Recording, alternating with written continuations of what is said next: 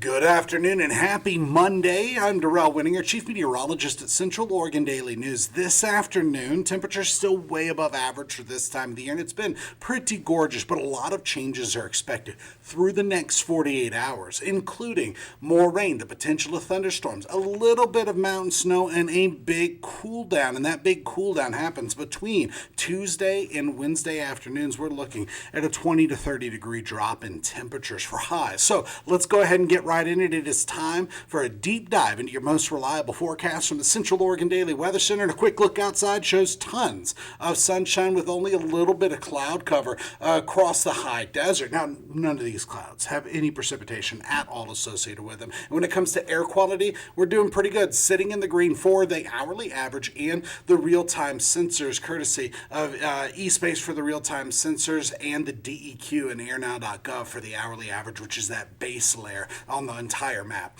Now, we are continuing to track the developments of the Pine Mountain fire, which is on the southern flank of Pine Mountain, 85% contained and more than 2,500 acres from the latest numbers that we got from the Interagency Dispatch Center of Central Oregon. So when we go ahead and look across the high desert, not only do we have clear air, we see a whole lot of blue across the sky. Very little in the way of cloud cover, and temperatures are just warm. And if you think this is warm, get ready, because tomorrow we heat up even more in advance of that next system. Now, quick look at the passes. These cameras also, courtesy of ODOT, show dry roads. But by the time we get to Wednesday and Wednesday night, that could be changing as well. We could be looking at the potential of some slick roads. But I just wanted to show, usually in this, I don't show pictures. This was just a gorgeous start that we had across the high desert. And Paul grabbed this snapshot of blue sky and a foggy start. That's just awesome. Now, through the day, we kept it clear. Temperatures started off a little on the cool side, warmed up quickly.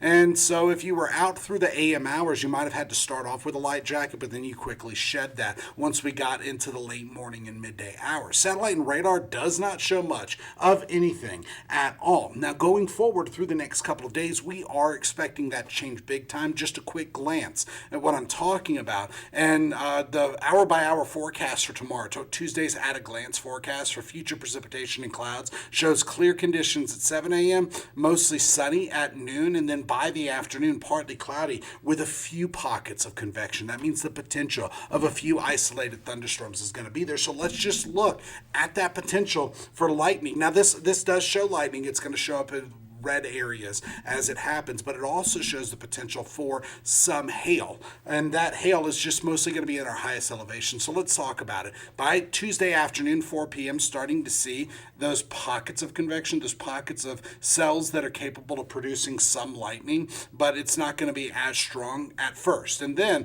going forward through the rest of the evening, some isolated thunderstorms are possible. Now, this specific forecast model takes that chance for hail out. It was in there until just about 30 minutes ago when we got this latest forecast model. So mostly just a chance for some light thunderstorms, and we could be looking at the potential of grapple too, which is not quite hail. It's almost like Dippin' Dots that fall out of the sky, just enough to make you go, wait, what is that? And then you're like, oh, it's not that bad. So there is a risk of thunderstorm activity through Tuesday, and this is because of a plume of moisture coming up into the Pacific Northwest due to a low that's going to develop over our region, just pulling some of that Pacific moisture right into the high desert. So nothing severe is expected, but there is going to be that low chance of some isolated thunderstorms. Then, by the time we get to Wednesday, another chance of thunderstorms, but this is mostly going to be to the east of the 97 corridor, and most of it's going to be over Idaho and eastern Oregon. It's just a small portion of Central Oregon that has that chance of thunderstorm activity, because also we're going to have a huge drop in temperatures at the same time. So when it just starting things off, looking at our enhanced infrared satellite imagery, just a minute ago I was showing you infrared and visible blended with radar. Well, there's nothing on radar, so we're going to skip that part for right now and just look at the full disk scan. Now, what we're seeing is there is a low pressure out over the Pacific Ocean, and there's a cold front coming off that. But there's also a ridge of high pressure right along the Oregon coastline, as well as Washington, really the entire west coast, the coastline of it. And that's expanded from the western U.S. into the Pacific Ocean just a little bit. And this is why we've had our sunshine. This is also going to be the reason why we have such hotter temperatures through the day tomorrow. In fact, we're gaining an additional 10 degrees just before we drop 25 to 30 degrees between Tuesday and Wednesday. So a lot of changes are expected, and as of right now, we're just firmly under this broad ridge of high pressure, and there's a slot of dry air right over central Oregon. When we take a little bit closer of a look over southern Oregon and getting into northern California and Nevada, there is a little bit of moisture, but for the most part, this moisture isn't really going to impact us. We've just seen some clouds. Now, going forward, our high-resolution forecast model shows that starting tomorrow, we begin to see some of these changes. So let's take this little by little through the overnight hours, all the way to Tuesday during the afternoon hours. That's where we start to see some clouds developing. During the time between now and 3 p.m. tomorrow, we're looking at mostly clear conditions. And then Tuesday afternoon, a few cells could pop up. Now, these are going to be very hit and miss. And I call them cells because at this point, the forecast model is showing a chance for showers. However, if showers develop in the environment that we're looking at tomorrow, this environment is going to be conducive for thunderstorm activity, and that means any showers that pop up on radar, we're going to be tracking for thunderstorm potential. And this is one of those situations where we could be getting some dry thunderstorms, but for the most part, it's just going to be breezy, hotter, and there is that chance of some lightning across central Oregon. And then going forward through Tuesday night, off and on showers are expected with some early thunderstorms. And then by Wednesday, we're looking at more showers before clearing. Now, this specific forecast model doesn't hold on to a lot of cloud cover through the day. And if that is the case, our highs tomorrow, or our highs on Wednesday, are going to be less in the lower 60s, more in the upper 60s with some 70s possible. But as of right now, the latest forecast model guidance really puts those high temperatures on Wednesday in the lower 60s with some upper 50s. Now, on top of that, it's already extremely dry across the high desert. And as we know,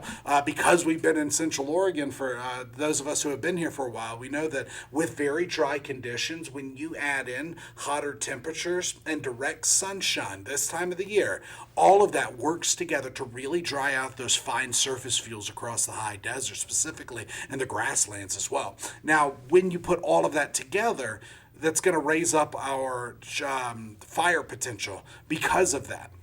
Then going forward, after we start to get a little wet, that's going to change again. But it is extremely dry. Not critically dry at the moment, but we're in the 20s with some teens across the high desert percentage-wise. Now, high temperatures in the last 24 hours, 70s with a few 80s, and we're still waiting on some of the final numbers to come in with those high temperatures. We actually see a discrepancy. La Pine is sitting at 80 right now. The last graphic showed 79, but that's just because we're still waiting on some of the final numbers to come in. But either way, mid to upper 70s, some 80s, add 10 degrees to what you're seeing here, and tomorrow's going to be pretty hot. And for some of us today, we warmed up between 4 and 10 degrees, warmer than it was just 24 hours ago. But tonight, we fall back into the 40s, and we warm up quickly. A mild start is going to leave us with 60s by 7 a.m.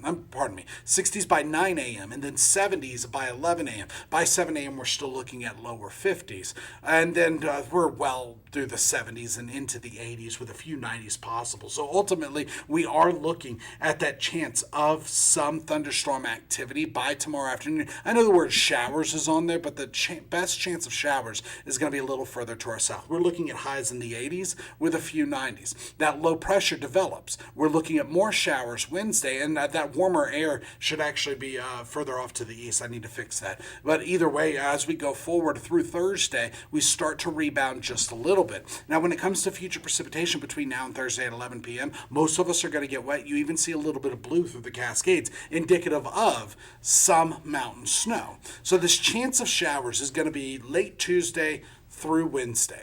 By late Wednesday, already starting to clear out. And both Tuesday afternoon and overnight, there is a chance of some lightning. But look at that sharp drop in temperatures. We're going from upper 80s and some 90s to lower 60s with the potential of some 50s and 70s. And then roller coaster temperatures continue through the rest of this week. This is a true springtime roller coaster pattern. And as we go forward, we are going to start to really see those changes by tomorrow afternoon. But before we start to see those changes, it is going to be very warm. We're talking near record high temperatures across central Oregon tomorrow. And then your forecast model shows that this low that's over Northern California tonight, it's already developing.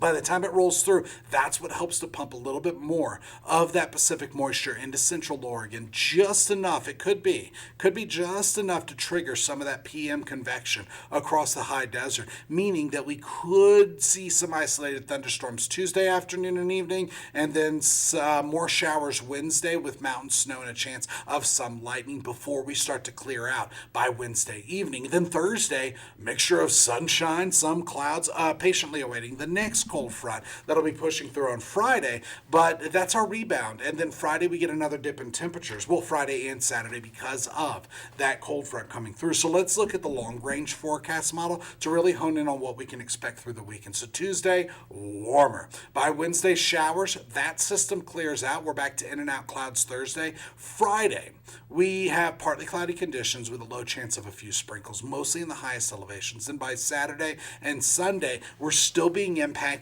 by that system that's rolling in on Friday. It rolls in on Friday through Friday night, and then by Saturday, that's going to be the transition day between a cold front and our next warming trend. And then by Sunday and Monday, we are back to more sunshine than cloud cover across the high desert. So between now and Thursday at 11 p.m., some spots don't even get wet, but showers are expected with a little bit of mountain snow, not even enough to get excited about. And we stay in a slightly active weather pattern, call it more of an unsettled weather pattern as we go through the rest of this week. So roller coaster temperatures are expected, but not the best chance of rain is going to be on Wednesday. So when it comes to wind gusts, we are right now seeing gusts up to 20 miles per hour. Actual wind speeds about 5 to 15 miles per hour. And here through the overnight hours, we taper off to almost nothing.